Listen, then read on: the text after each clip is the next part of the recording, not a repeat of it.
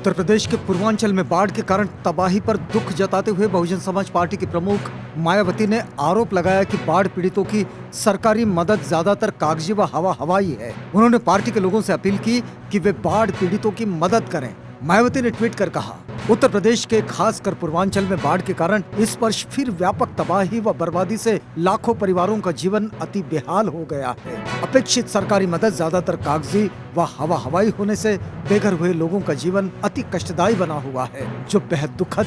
सरकार तुरंत उचित कदम उठाए। उन्होंने एक और ट्वीट में कहा कि स्पष्टतः उचित सरकारी मदद के अभाव में अति विपदा में जीवन व्यतीत कर रहे लोगों को अपने सामर्थ्य के हिसाब से मदद करने वाले बसपा के लोगों से पुनः अपील है कि वे बाढ़ पीड़ितों को बेसहारा न छोड़े तथा उनके प्रति अपनी मानवीय जिम्मेदारी का यथासंभव निर्वहन जारी रखे।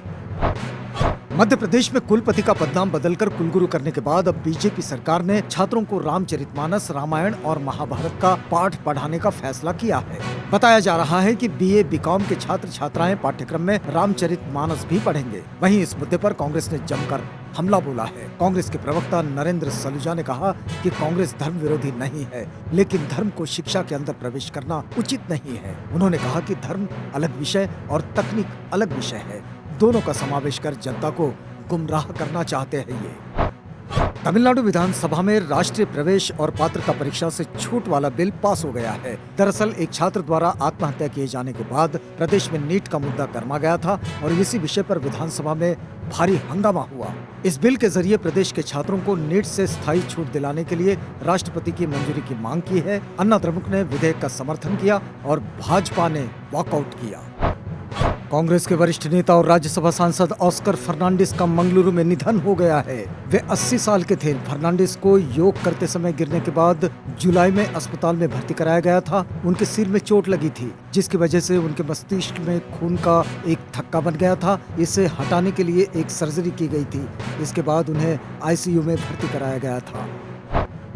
विधानसभा चुनाव से कुछ महीने पहले राज्य के शीर्ष पद से विजय रूपाणी के इस्तीफे के 2 दिन बाद भूपेंद्र पटेल ने गुजरात के 17वें मुख्यमंत्री के रूप में शपथ ली। गुजरात के राजभवन में एक समारोह में राज्यपाल आचार्य देवव्रत ने भूपेंद्र पटेल को गोपनीयता की शपथ दिलाई। शपथ ग्रहण में गृह मंत्री अमित शाह समेत 5 राज्यों के मुख्यमंत्री मौजूद थे।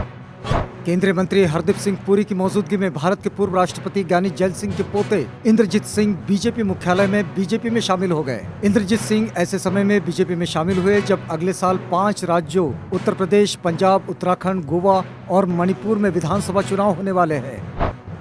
सुप्रीम कोर्ट में पेगासस मामले पर सुनवाई हुई। सुनवाई में केंद्र सरकार ने साफ कर दिया कि वो इस मामले पर एफिडेविट दाखिल नहीं करने जा रही है। ये राष्ट्रीय सुरक्षा से जुड़ा मसला है, इस पर सार्वजनिक चर्चा नहीं हो सकती है। केंद्र ने कहा कि वो इसकी जांच के लिए पैनल गठित कर सकते हैं। पैनल के सामने सारी बातें रख सकते हैं। तमाम दलीलों को सुनने के बाद सुप्रीम कोर्ट ने आदेश सुरक्षित रख लिया। 2-3 दिन में सीजीआई इस पर अपना फैसला सुनाएंगे। 100 करोड़ की वसूली और मनी लॉन्ड्रिंग मामले में आरोपों से घिरे महाराष्ट्र के पूर्व गृह मंत्री अनिल देशमुख के खिलाफ अब प्रवर्तन निदेशालय ने अपनी कार्रवाई तेज कर दी है। ईडी ने केंद्रीय अन्वेषण विभाग से अनिल देशमुख को ढूंढने की मदद मांगी है।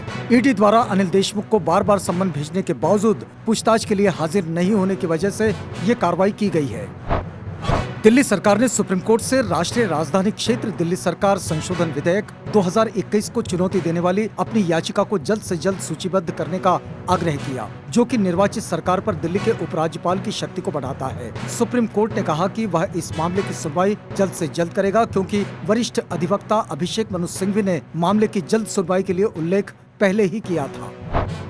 कर्नाटक में भारतीय जनता पार्टी के पूर्व कैबिनेट मंत्री और पार्टी के कागवाड़ विधायक श्रीमंत पाटिल ने कहा कि भारतीय जनता पार्टी सरकार द्वारा कांग्रेस छोड़ने के समय उन्हें पैसे की पेशकश की गई थी। उन्होंने कहा कि वे बिना पैसे लिए भाजपा में शामिल हो गए। उन्होंने कहा कि उनसे पूछा गया कि उन्हें कितना पैसा चाहिए, लेकिन उन्होंने मना कर दिया और लोगों की सेवा के लिए मंत्री पद मांगा। उन्होंने कहा कि उन्हें नहीं पता कि उन्हें इस सरकार में मंत्री क्यों बनाया गया, लेकिन उन्हें अगले विस्तार में मंत्री पद देने का वादा किया गया है। उत्तर प्रदेश सरकार के विज्ञापन में कोलकाता के एक फ्लाईओवर का इस्तेमाल किए जाने पर तृणमूल कांग्रेस ने कड़ी आपत्ति जताई है। विज्ञापन में फ्लाईओवर का इस्तेमाल मुख्यमंत्री योगी आदित्यनाथ के नेतृत्व में उत्तर प्रदेश में हो रहे आर्थिक विकास को दर्शाने के लिए किया गया है। वहीं भारतीय जनता पार्टी ने दावा किया कि फ्लाईओवर कोलकाता का है। इस बात की अभी तक किसी भी तरह से पुष्टि नहीं हुई है। कांग्रेस नेता राहुल गांधी ने रोजगार के मुद्दे पर सरकार पर हमला बोलते हुए कहा कि केंद्र में भारतीय जनता पार्टी के शासन तले साप्ताहिक छुट्टी और कार्य दिवस के बीच का अंतर समाप्त हो गया है, क्योंकि नौकरियां ही नहीं है। राहुल ने ट्विटर पर अमेरिका की प्रमुख वाहन विनिर्माता कंपनी फोर्ड द्वारा भारत में कारों का उत्पादन बंद करने की घोषणा संबंधी एक मीडिया रिपोर्ट को टैग किया, जिसमें कहा गया कि 4000 से अधिक छोटी फर्में बंद हो सकती है। उन्होंने ट्वीट किया, भारतीय जनता पार्टी सरकार का विकास ऐसा कि रविवार सोमवार का फर्क ही खत्म कर दिया। कांग्रेस के पूर्व अध्यक्ष ने कहा, जब नौकरियां ही नहीं तो क्या रविवार क्या सोमवार। कर्नाटक में बसवराज बोम्मई के मुख्यमंत्री बनने के बाद विधानसभा का पहला सत्र प्रारंभ हो गया है। इस सत्र की शुरुआत से पहले विपक्ष के नेता सिद्धारामैया और कर्नाटक प्रदेश कांग्रेस कमेटी के अध्यक्ष डी.के. शिवकुमार ने महंगाई के खिलाफ विरोध प्रदर्शन किया और बैलगाड़ियों पर सवार होकर विधानसभा पहुंचे।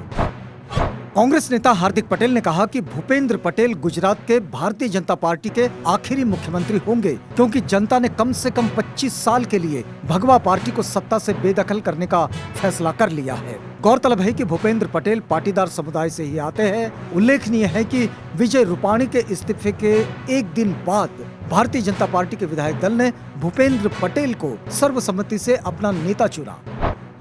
मुख्यमंत्री की कुर्सी के प्रबल दावेदार माने जा रहे गुजरात के डिप्टी सीएम नितिन पटेल भले ही आलाकमान के फैसले से खुश न हो, लेकिन उनका कहना है कि वे लोगों के दिलों में रहते हैं और उन्हें वहां से कोई नहीं निकाल सकता। मेहसाणा में सड़क और सिविल अस्पताल में बने ऑक्सीजन प्लांट का उद्घाटन करने पहुंचे नितिन पटेल ने कहा कि उन्होंने अपने जीवन में कई उतार चढ़ाव देखे हैं। उन्होंने चुटकी लेते हुए कहा कि वो अकेले नहीं हैं जिनकी बस छूटी है, बल्कि उनके जैसे कई और भी है। अब कोरोना से जान गंवाने वालों के डेथ सर्टिफिकेट पर इसे मौत के कारण के तौर पर दर्ज किया जाएगा। ये जानकारी केंद्र सरकार ने सुप्रीम कोर्ट को दी है। सरकार ने बताया कि स्वास्थ्य मंत्रालय और Indian council of medical research ने नई गाइडलाइन तैयार की है, जिसके तहत कोरोना से संबंधित मौतों में आधिकारिक डॉक्यूमेंट जारी किया जाएगा। सुप्रीम कोर्ट की तरफ से इस मामले में सख्ती दिखाए जाने के 10 दिन बाद सरकार ने ये गाइडलाइन जारी की है।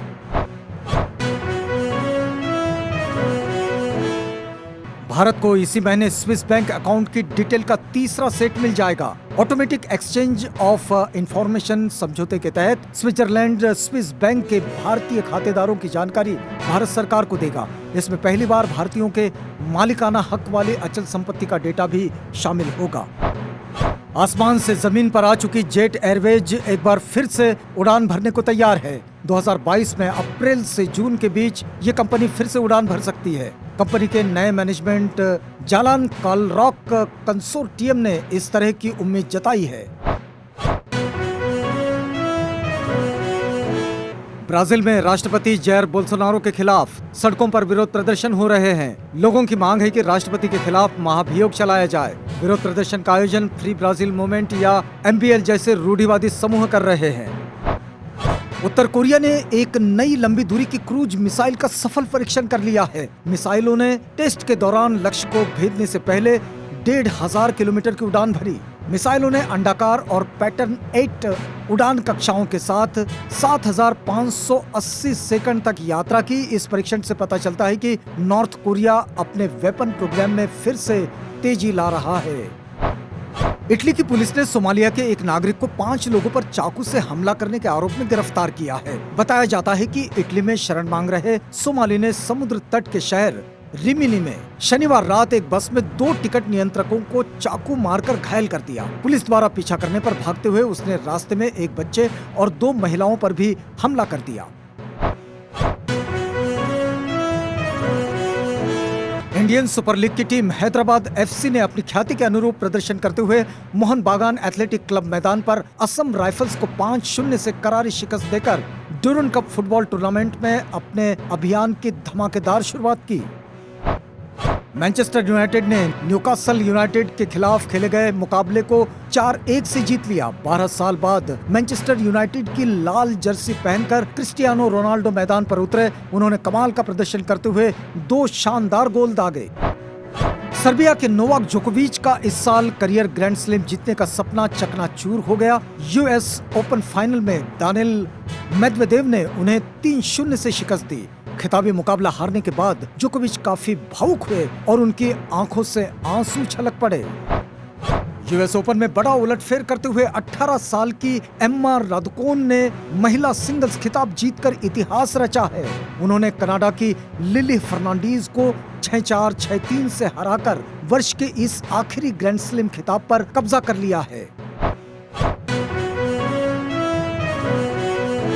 मॉडल और रोमांटिक हीरो के तौर पर पहचाने जाने वाले एक्टर डीनो मोरिया ने वेब सीरीज द एम्पायर में मोहम्मद शेबानी के किरदार में वापसी की है।